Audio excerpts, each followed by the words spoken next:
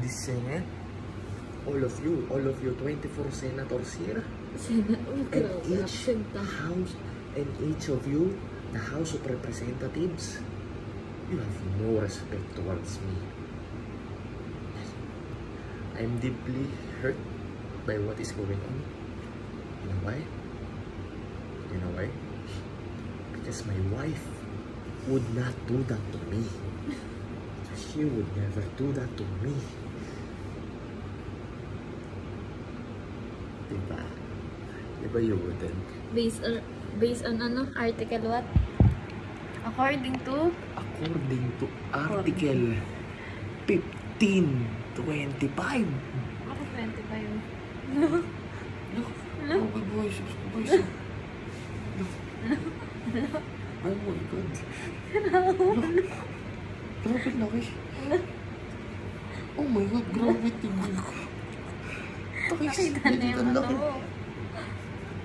Oh my God, what the fuck?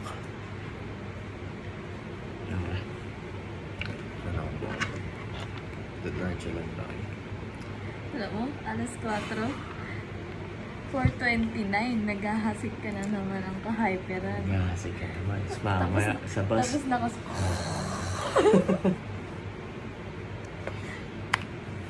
Tapos na umilig eh.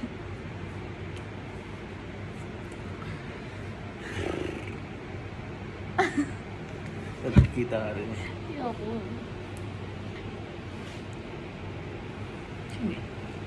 Dadala ng mga dumbbell dito. Para pag nag-aaral ako. Paano? Pag nag-aaral ka gano'n, yung libro dito sa kabilang kamay. Paano? Tapos, article what? Para di lang ito ang kumukunat. Ito din. Rin. Hindi ka man nabubuhat sa inyo. Tamad ako. Ayoko sa lahat na nagpapawisan doon.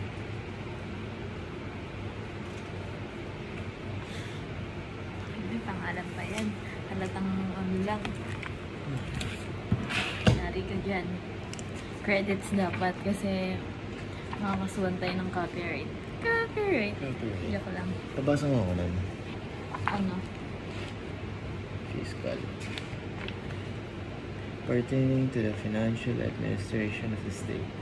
The term is also used in the countries in which, like the Philippines, the term fiscus or vice is not employed. In many countries of the civil law,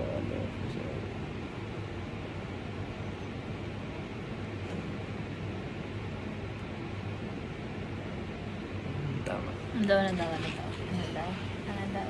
Ibig sabihin ng fiscal, relating to a state law. Ang opposite kasi niyan is monetary. For example, merong mga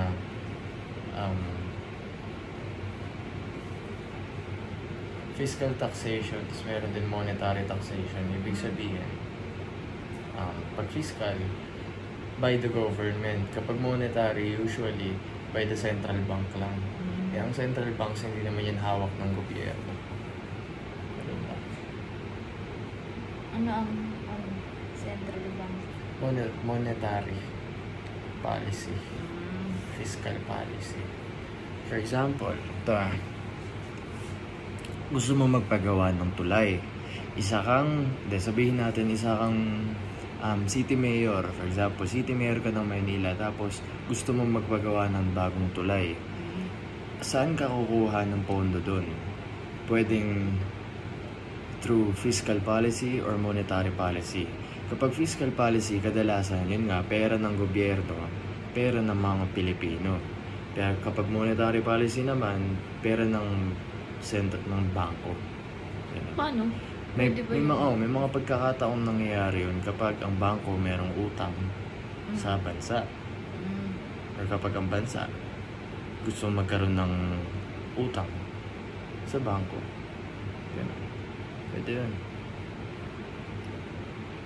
So may kanya-kanyang rules din kung saan nanggaling yung pera. Kapag fiscal, ganito yung mga rules. Kapag monetary, or yun nga, pag sa central bank, ganito yung mga rules.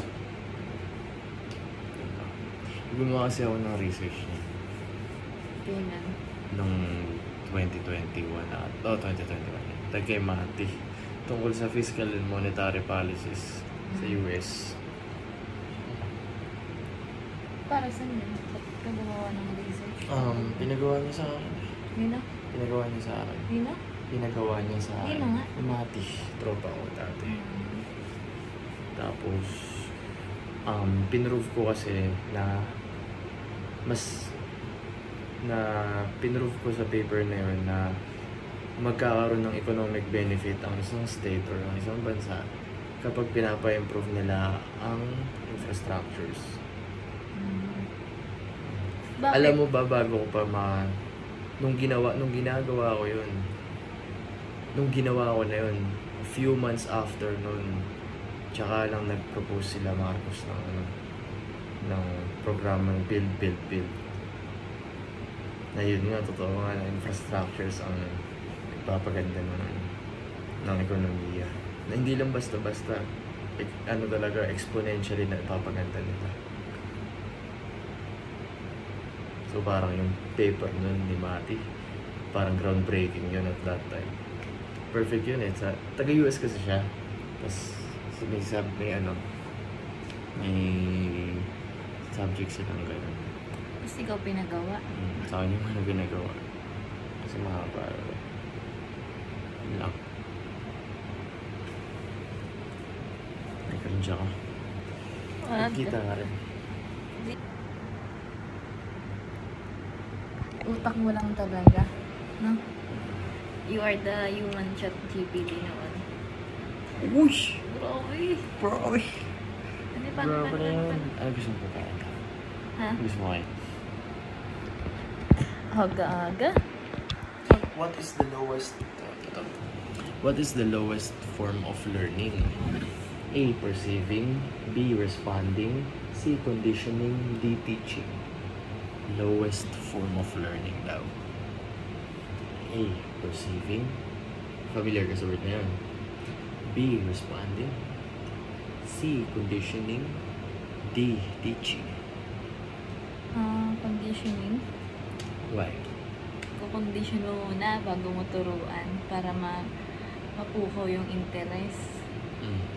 Siyempre, kapag diretso ka ng pagtuturo,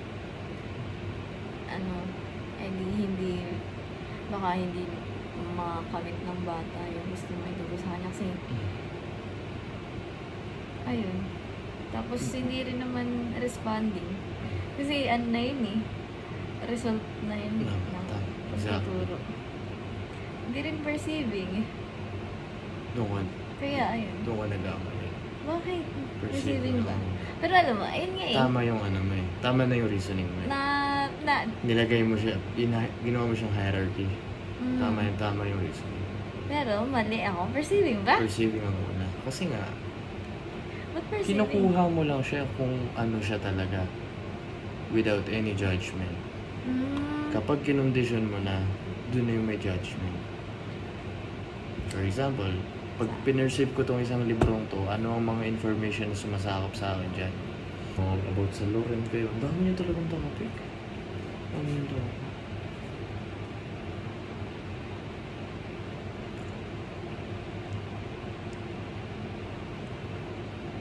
Nang-weirdo ako sa akin. Kasi... Bakit? Pero kailangan ko na ng space. Ano kaya lang yan? Enough na ba ganyan? Hindi, kulang pa. Mga space pang 1 month. Which is the fundamental law of land? A. Bill of Rights. B. Constitution. C. Civil Criminal Code. D. Ten Commandments.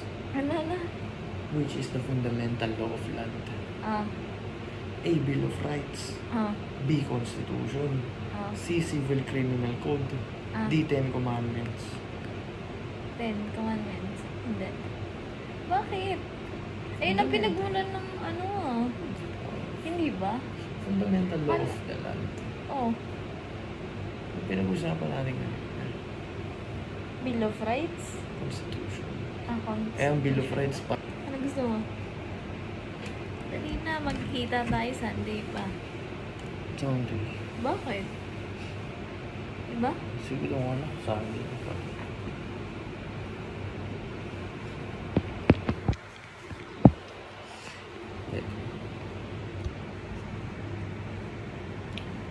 Ano ang ibig sabihin ng NBI? NBI. Wala. National Bureau. Ay. Ano yan? Ano yan? Incorporation? Ano yung I? International? Ano bang ginagawa nila? Investigation. Tama. Oo nga Eh, pala. ang BIR. Nakalimutan ko na. All. BIR? Bureau of Investigation. Sinungaling, hindi mo alam? Di ba revenue? Tama yung arm. Alam ko. Tama yung Bureau. arm. Tama. Ano ay? Ay. Yung ay. Sa loob sila. Hmm. Yun.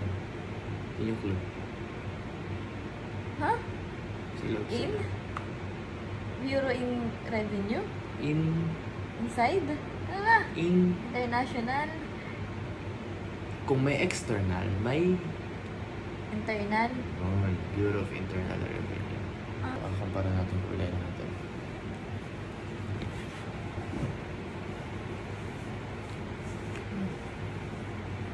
Kinis mo ah. Kita mo yun? Nakita mo yun? Hindi mo nakita yun. Ikot.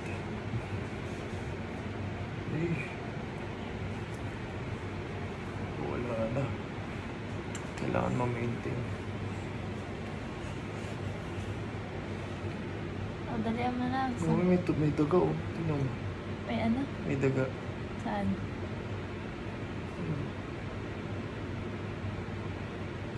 Wala naman, libag lang yan eh. Kating. Libag na. Namuo. Dead skin. Uy, speaking oh. Nandito yung Gomburza. Sige.